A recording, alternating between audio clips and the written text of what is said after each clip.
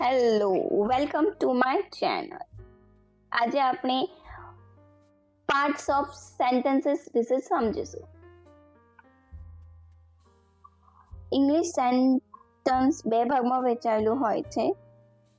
A complete sentence contains two parts. One is subject and second is predicate. આજે હું તમને એકદમ simple ભાષામાં સબ્જેક્ટ અને પ્રેડિકેટ વિશે સમજાવીશ.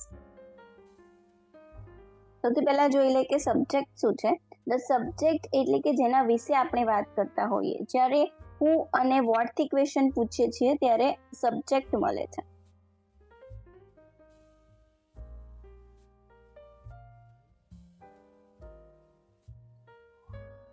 અહીંયા સેન્ટેન્સ લખેલું છે Dhwani has a pen in her hand. તો આમાં સબ્જેક્ટ શું છે એ શોધવા માટે આપણે શું કરશું, હું થી question પૂછીશું. Who has a pen? તો આપણને આન્સર શું મળશે, ધ્વની. તો ધ્વની એ શું થયું, સબ્જેક્ટ. હવે ફરીથી જુઓ, Dhwani has a pen in her hand. તો જ્યારે આપણે એમ સબ્જેક્ટ તો આપણને મળી ગયું છે, ધ્વની સબ્જેક્ટ છે. હવે ધ્વની શું કરી રહી છે એ માટે આપણે ક્વેશ્ચન બનાવો તો શું બની શકે, વોટ ડુ ધ્વની ડુ. તો આપણને શું આન્સર મળશે, has a pen in her hand. મતલબ ધ્વની પાસે શું છે, ધ્વની પાસે શું છે, તો ધ્વની પાસે પેન છે. તો has a pen in her hand એ શું થયું, પ્રેડિકેટ.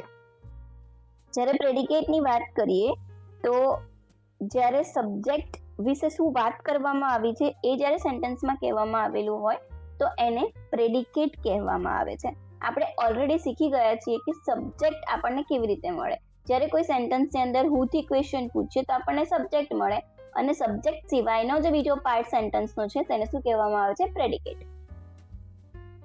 તમે અહીંયા જોશો ફર્સ્ટ સેન્ટેન્સ છે મેરી પેન્ટ્સ. તો હવે આની અંદર સબ્જેક્ટ શોધવા માટે આપણે શું કરશું, ક્વેશ્ચન પૂછીશું. ક્વેશ્ચન શું હશે, હુ પેન્ટ્સ.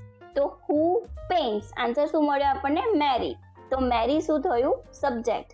અને મેરીના રિલેટેડ વર્ડ્સ કયા છે, પેન્ટ્સ. તો પેન્ટ શું થશે, પ્રેડિકેટ. અને સેકન્ડ સેન્ટેન્સ તમે જોઈ શકો છો, અહીંયા લખેલો છે કે Akash become a rock star. Question આપણે હું થી પૂછી શકશું કે who become a rock star. તો આન્સર શું મળશે, આકાશ. અને ફરીથી આપણે પ્રેડિકેટ શોધવા માટે પૂછીશું કે આકાશ શું છે, આકાશના વિશે શું વાત કરવામાં આવી છે. તો શું આન્સર મળશે, બીકમ અ રોક સ્ટાર. તો બીકમ અ રોક સ્ટાર એ શું છે, પ્રેડિકેટ. થર્ડ સેન્ટેન્સ તમે જોઈ શકો છો, અહીંયા લખેલો છે કિયાના સેંગ અ સોંગ. તો જ્યારે આપણે ક્વેશ્ચન્સ પૂછીશું હુ થી તો શું ક્વેશ્ચન બનાવીશું આપણે, હુ સેંગ અ સોંગ. તો આન્સર મળશે આપણને કિયાના. તો કિયાના સબ્જેક્ટ બનશે અને સેંગ અ સોંગ એ શું થશે, પ્રેડિકેટ. હવે ફોર્થ સેન્ટેન્સ છે the scientist was correct in his prediction. તો ક્વેશ્ચન આપણે બનાવીશું હુ વોઝ કરેક્ટ.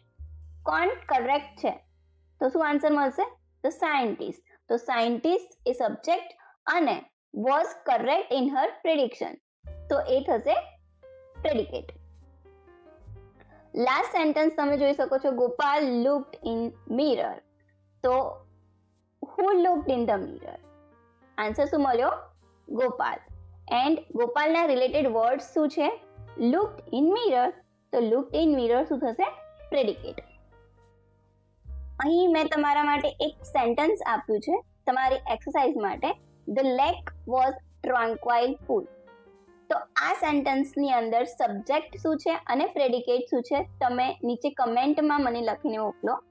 હું તમને નેક્સ્ટ વિડીયોમાં આનો આન્સર આપીશ. અને નેક્સ્ટ વિડીયોમાં આપણે જોઈશું નાઉન્સ શું છે અને નાઉન્સના ટાઈપ્સ કયા કયા છે.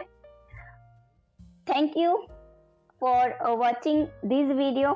અને જો તમને કન્ટેન્ટ ગમ્યું હોય તો સબસ્ક્રાઇબ કરી શકો છો. તો તમને આવી જ રીતે ઇંગ્લિશ ગ્રામર રિલેટેડ અલગ અલગ વિડીયોઝ જોવા મળશે.